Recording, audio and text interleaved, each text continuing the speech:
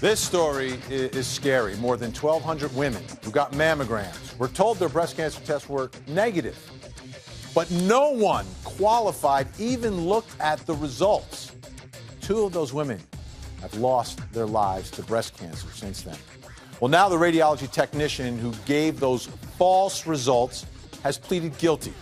Here's our affiliate, WMAZ. You played Russian roulette with lives of essentially 1,000 women in this community.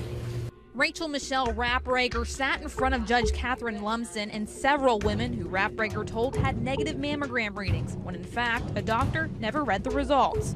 You could have made a different decision, and my family and I would not be living this nightmare. Rapprager gave Sharon Holmes a false reading in December 2009. 2 months later, Holmes found out she had breast cancer, and it had spread into her lymph nodes. Just letting her know what she have done by not following the rules or doing her job like she's supposed to be doing. Rapprager's attorney says she was overworked and overwhelmed. He said she wasn't supervised like she should have been and says a hospital employee gave her radiologist PIN numbers. She just could not keep up with her workload. And when faced with that, then she started doing what she did. Not to make any money, but to try to make her hospital employer happy, but not realizing what the consequences could be. Rapprager pled guilty to 10 counts of reckless conduct and 1 count of computer forgery. Lumsden sentenced her to 12 months probation for each of the 10 counts of reckless conduct and 10 years to serve up to 160 days in a state detention center. Not much of a sentence for what she did. Joining me now is Patricia Seidel. She's one of the victims of the mammogram fraud, and her attorney, Eugene Felton, is also with us. Esther Panish as well. Patricia, thank you so much for coming here today. Not easy.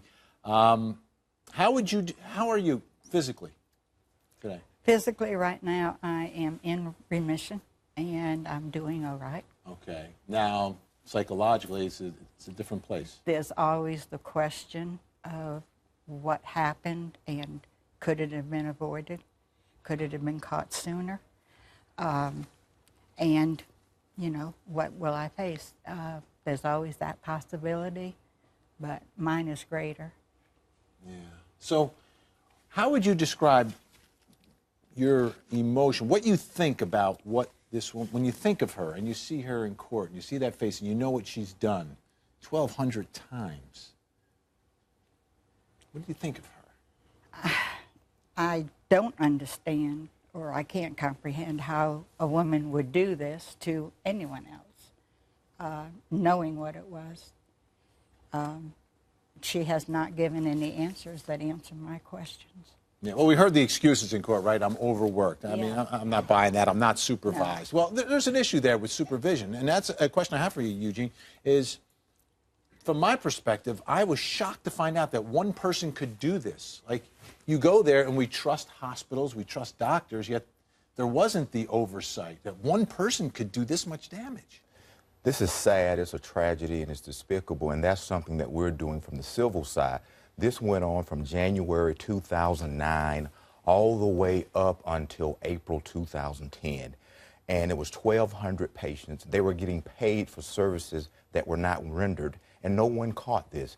And that's something that's tragic, and that's something that we want to look after in terms of the civil arena. We want to look at the hospital. It took about 6 weeks after they found out about this in April to let Ms. Seidel and others know in May.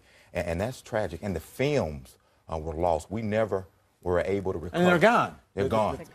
And the other part of this, Esther, is, you talk about civil suits, people think it's not about money. It's about a way of making people do the right thing. Absolutely. This will shine a light onto hospital policies. The hospitals have their lawyers, they have teams.